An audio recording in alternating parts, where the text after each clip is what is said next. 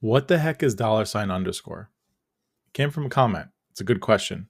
PowerShell Basics Part 3. Okay, very simply, $underscore is the object that's in the pipeline at that given moment in time.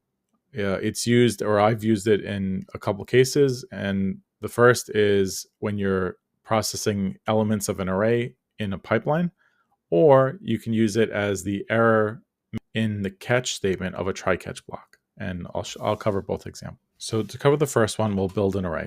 We'll just call it sum array equal open close parens, and we'll quickly populate it with the numbers 1 to 100. And you can do that by just doing 1 dot dot 100.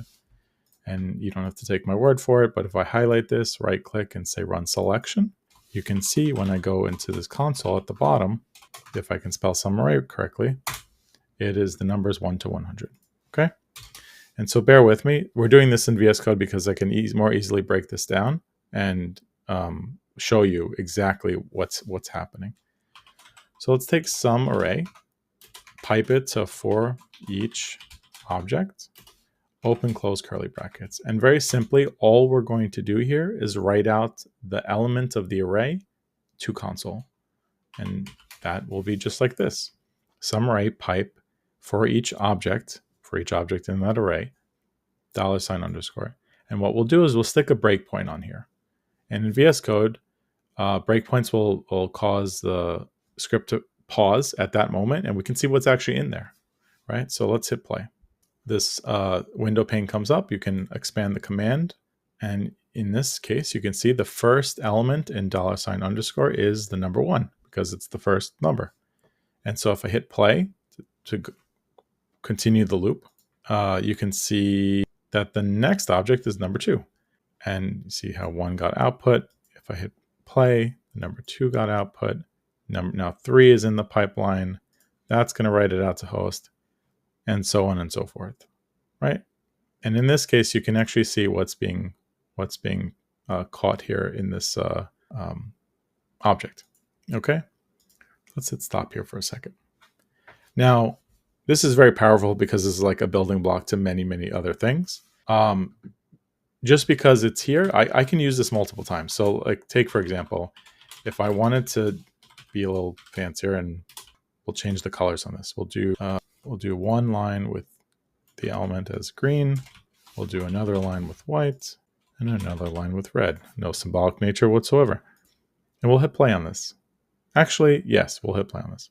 Let's keep the breakpoint right there. That should be fine. And let's clear the console at the bottom. By the way, CLS is how I clear console.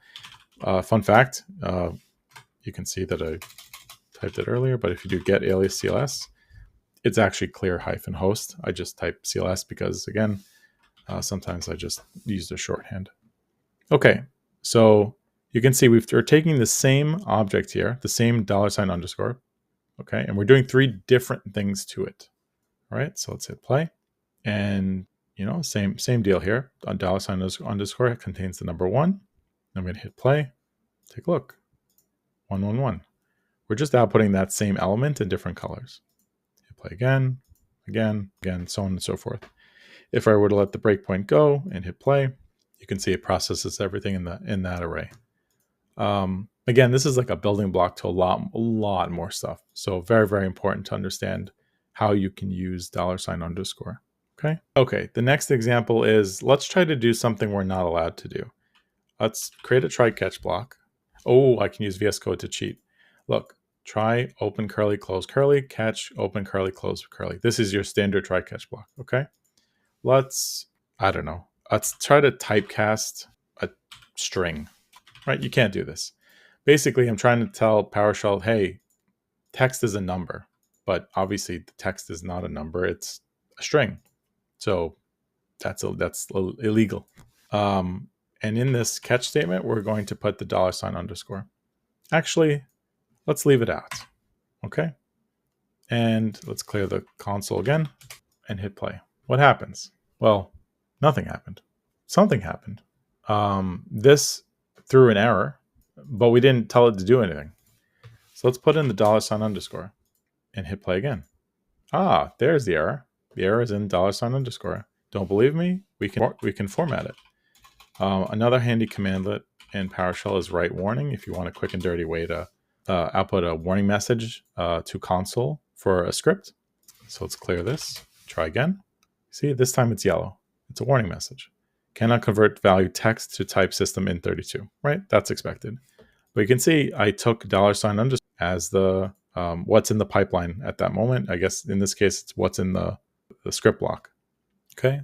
If I would have stick a breakpoint on write dash warning and hit play, you can see that in here is the full error message. And there's actually more here because $_ in this instance isn't a string, it's an object.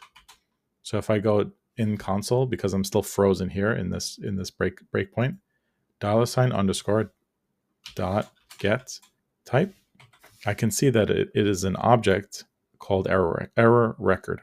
And in this, I can do other stuff. I can pull different elements to maybe throw different catch statements or different actions based on different error messages, which is really cool because then you can get really fancy with your scripts.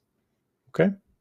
So yeah, just another use case for $_. Okay, just to close this out, I will cross-post this video just like I do and have the last few videos to my YouTube channel as well as IG, but I don't really care much about IG these days. The blog and my YouTube channel are where I'll continue to post the longer form stuff. Again, seekney.com, it's in the profile bio of this, and then you can see, if there's any accompanying write-ups or anything, I'll put it on the blog as well. So yeah, follow me there. Thank you.